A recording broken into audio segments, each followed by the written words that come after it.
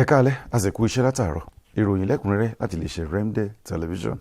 Starima Samuel Arimiyo nírúkọ tèmi jẹ́. Àfàìmọ̀ káwọn àtọ̀rọ̀rìn wa má gba ilẹ̀ bàbá wa lọ́wọ́ wa o, kí wọ́n sì tún jẹ gàba lé wa lórí. Ògbóǹtarìgì olóṣèlú kan tó tún jẹ́ alága ẹgbẹ́ African Democratic Congress ADC nípìnlẹ̀ Ondo, Honorable Bisi Ogungbemi, òun ló ké gbàjarè nígbà tí ikọ̀ ìròyìn wa kàn sí lọ́fíìsì rẹ̀ lónìí. Tẹ́ ẹ bá gbàgbé, àyèpẹ́ yìí làwọn ajínigbé jí Honorable Ogungbemi gbé pẹ̀lú àwọn ikọ̀ ẹlẹ́ni mẹ́rin tí wọ́n jọ ń kọ́wọ́ rìn láti ìlú Ìkàrẹ́ sí ìlú Àkúrẹ́ kí wọ́n tó ṣe kòǹgẹ́ àwọn adigunjalè ajínigbé yìí. Ṣé wọ́n ti ní ajá tó bá relé ẹkùn tó bá bọ̀ láyọ̀, ńṣe ló yẹ ká kí ikú oríire. Honorable Ogungbemi ṣàlàyé wípé àwọn ajínigbé yìí ò kì í ṣọmọ orílẹ̀-èdè wa Nàìjíríà torí pé èdè tí wọ́n sọ lẹ́nu kò jọ tẹ̀yà kankan lórílẹ̀-èdè Nàìjíríà. Wọ́n sì ń dúnkokò máwọn wípé àwọn làwọn ó gba gbogbo ilẹ̀ Yorùbá tán, gbogbo igbó tí ń bẹ lẹ́kìtì, Ọ̀ṣun, Ondo, gbogbo ẹ̀ làwọn ti gbà táwọn sì ti jẹ gàba. Àwọn tó níbọn lọ́wọ́ nínú wọn, ìbọn tó ń pè ní AK-47 wọ́n jẹ́ 20. Ìbọn náà wọ́n sì ń yìn lákọlábo bí ẹni wípé bóyá ayé fẹ́ parẹ́ ni.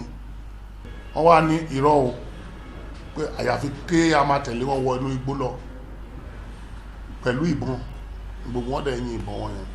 So a ṣá bẹ̀rẹ̀ sí rìn tẹ̀lé wọn, àwọn 5 òun ni wọ́n mú. Gbàtà ń tẹ̀lé wọn a rìn láti aago 6 títí dé aago 4 ọjọ́ kejì, láì dúró, láì jókòó, láì wọ. Inú igbó gìjigìji òun ni wọ́n gbé wa rìn. Ní ìgbà tó bá di ọjọ́ kìíní, ọjọ́ kejì, ọjọ́ kẹta, òjò ń rọ̀, àwọn náà pẹ̀lú wa ń bẹ̀, wọn ò sá lọ bí kankan. Òjò jọ ń pa wá ni, kò sí jíjẹ, kò sí mímu, kò sóhunkóhun. Gẹ́gẹ́ bí ìṣọwọ́ sọ̀rọ̀ wọn àti bí wọ́n ṣe ń ṣe, wọ́n jẹ́ ká mọ̀ pé wọ́n iṣẹ́ ọmọ orílẹ̀-èdè.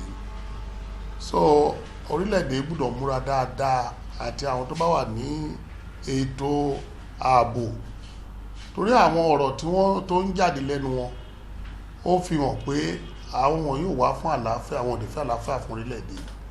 So bí ẹni pé bí Chad, bí Sudan òun ni wọ́n ti wá, tí wọ́n sì wá gba ìjọba lọ́wọ́ àwọn ènìyàn wa. Wọ́n sì fọwọ́ gbáyà pé àtọlọ́pàá àti ẹnikẹ́ni pé kò sẹ́ni tó lè rí tí wọ́n mú ṣe, pé torí pé àwọn ti di ààrẹ gbogbo igbó tó wà ní Ondo State, Ekiti State, Ọ̀ṣun State àti pàtì Ẹdó. Tó bójú ọjọ́ ṣe rí lọ́la, ẹ jẹ́ ká darapọ̀ Mercy Babalọ́lá.